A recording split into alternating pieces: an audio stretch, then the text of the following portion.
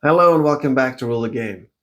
In this video, I would just want to give you my personal short review of the game Sparks, one of the Essen highlights in 2024. I have a different video where I show you how to play this game, but here I just want to give you a quick summary of what I think about this game. Now, first off, what is this game about? This game is about building robots. You have a factory where you go and build robots by placing dice and also using good assistant cards that give you extra points in combination with the upgraded level of your factory. The game lasts exactly 4 rounds, and in each round everybody has a turn where they're the active player, and the active player actually gets to decide what's played on this turn, but every single player will play something in each turn. So everybody's active and doing stuff all the time.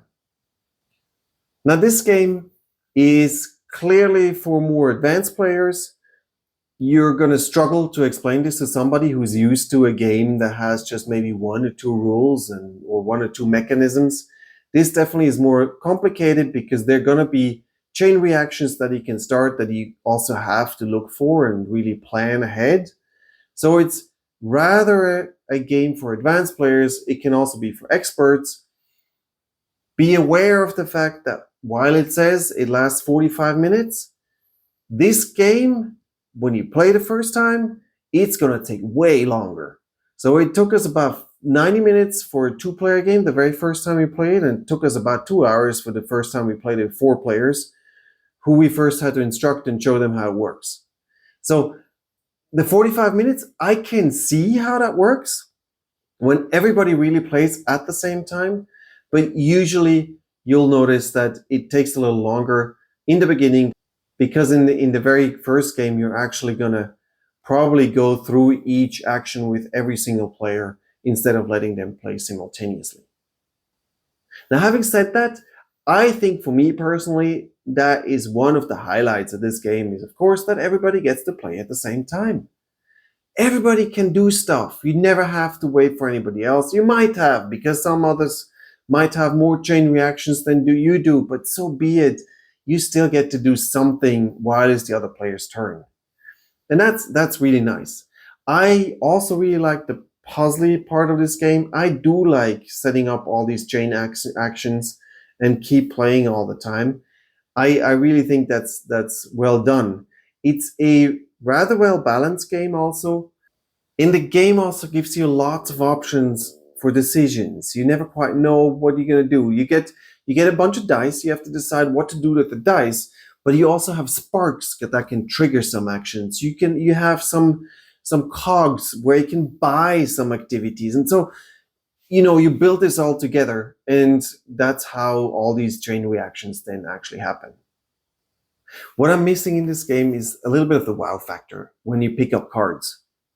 Yes, this is mostly a dice game, but the dice work together with the cards, and I would have loved to see more cards where whenever I pick up robots, I'm looking at those cards and I'm like, wow, what to do with this card? Which of the 2 cards should I even take?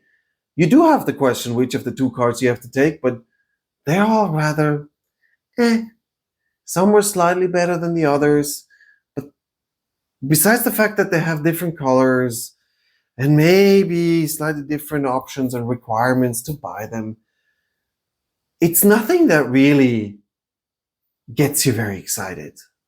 The assistant cards are different. The assistant cards can have a wow factor. There are some cards that are super strong.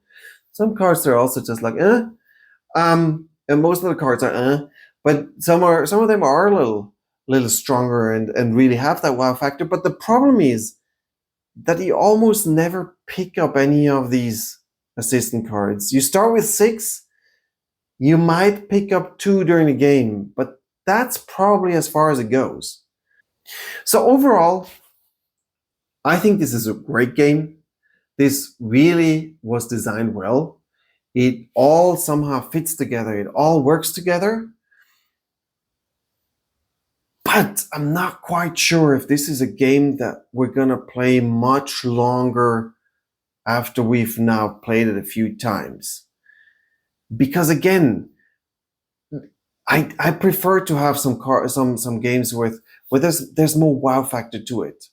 And I'm thinking of Wingspan. I'm thinking of Forest Shuffle. Yes, again, there are more card games. I acknowledge that, but I do like this factor. Me personally, I like to pick up the cards and always be like, oh my god, these are such good cards. What am I going to do about this now?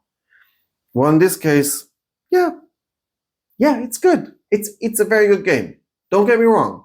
I'm going to give this a high score, but it could be a little better.